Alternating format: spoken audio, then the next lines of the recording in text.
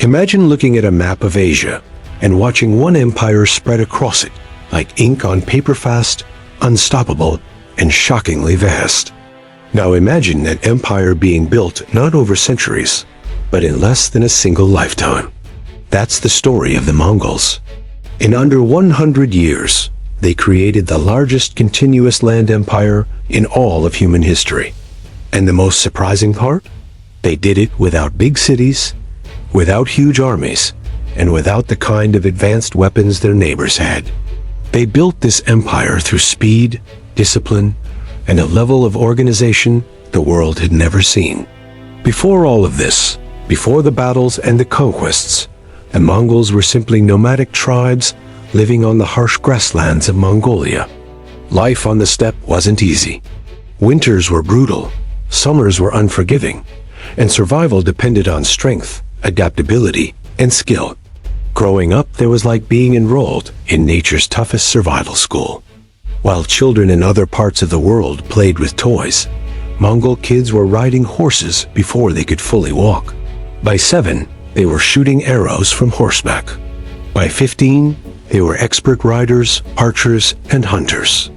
If you grew up having to work hard from a young age, or had to adapt quickly to survive, you'll understand. Difficult environments create strong people. And out of this harsh world came a man named Temujin, someone who would later be known as Genghis Khan. Temujin didn't rise from comfort or privilege. He experienced betrayal, loss, hunger, and was even enslaved as a young boy.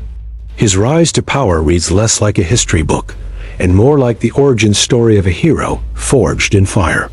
But through all of this, he developed 2 traits that would change the world: unbreakable resilience and unmatched leadership.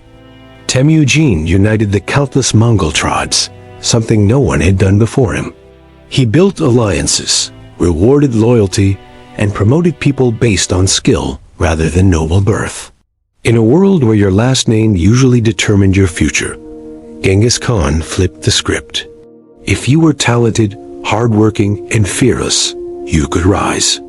And just like that, a scattered group of nomadic tribes transformed into a disciplined, focused, and unbelievably effective military force. To understand how the Mongols conquered half the known world, you have to look at the Mongol soldier.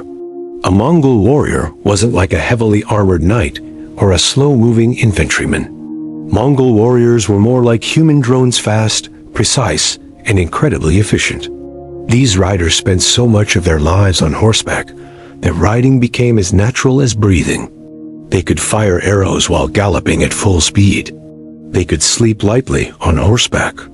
They could survive in freezing conditions with almost nothing. They could ride for days living off dried meat and fermented milk. Their weapon of choice was the composite bow, a small but powerful bow that could fire arrows with deadly accuracy and penetrate armor. And because every warrior traveled with several horses, they could ride for unbelievable distances, swapping horses before they got tired. While most medieval armies were limited to about 10 miles of marching per day, the Mongols could cover 80 to 100 miles. Imagine your competition running at a slow jog while your team shows up on motorcycles. That's the kind of advantage the Mongols had. And then there were their tactics. One of their most famous strategies was the feigned retreat. They would pretend to run away, acting like they were losing. Enemy soldiers would chase after them in chaos and excitement. Then suddenly, the Mongols would turn around, surround them, and wipe them out. It was like baiting someone in a video game, letting them think they had you, only to flip the entire match in an instant. But even the most skilled soldiers need strong leadership and organization. This is where Genghis Khan's genius shines. He reorganized the military using the decimal system. Units were divided into groups of 10, 100, 1,000, and 10,000. This made communication simple and made the army flexible. If a group needed to split up or reinforce another area, they could do it instantly. Promotions were based on merit. If you were good, you rose through the ranks. If you weren't, you didn't. This meant the Mongol army was always led by people who knew what they were doing, not aristocrats who had inherited their positions. The Mongols were also extremely disciplined. Desertion was punished harshly. Disobedience could cost you your life. Loyalty and bravery were rewarded. This balance of strict order and clear opportunity created an army full of motivated, skilled fighters who trusted their leaders and each other. And here is something that many people don't know. The Mongols were incredible at siege warfare. When most people think of Mongols, they imagine endless plains and horseback archers. But when the time came to attack fortified cities, they adapted instantly. They used Chinese engineers to build trebuchets and catapults. They used Persian and Arab specialists who knew how to break down walls. They used gunpowder weapons long before Europe even began experimenting with them. They used battering rams, siege towers, and even underground tunnels to bring down defenses. If there was a tool or technique that could help them win, they adopted it. The Mongols weren't stuck in their ways. They were constantly upgrading. And their psychological warfare was just as effective. They often gave cities one chance to surrender peacefully. If the city agreed, they were spared and brought under Mongol protection. If a city resisted, the Mongols made sure the next city would think twice before doing the same. Word traveled fast, and fear became one of their strongest weapons. Entire regions surrendered before a single arrow was fired. One of the most remarkable achievements of the empire was the YAM system, a relay network of messengers and stations that stretched across thousands of miles. Think of it like the medieval version of express shipping. Riders would travel from station to station, switching to fresh horses, resting briefly, then continuing their journey. Messages that would normally take months could travel across the empire in a matter of days. This system allowed the Mongols to coordinate attacks, share intelligence, and govern an empire that spanned multiple climate zones and cultures. So how did they succeed so quickly?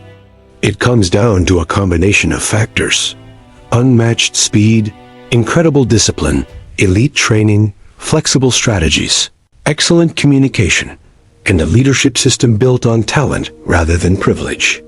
Their ability to adapt, learn, and move fast made them the most effective military force of their time.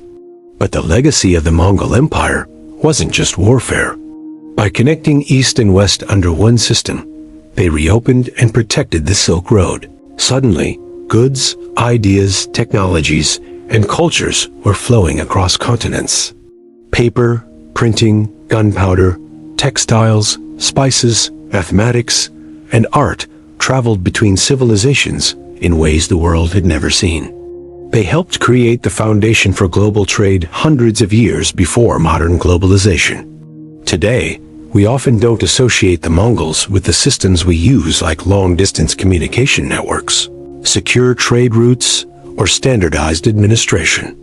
But their influence runs deeper than we realize. They reshaped the world, not just with conquests, but with connectivity. The Mongols didn't just build a giant empire. They changed how the world moved, communicated, and interacted. From scattered nomads to rulers of half the known world, their story is a reminder that greatness can come from unlikely places, and small beginnings can reshape the entire course of human history. If you enjoyed this journey, make sure to like, subscribe, and let me know which empire you want to explore next. Thanks for watching.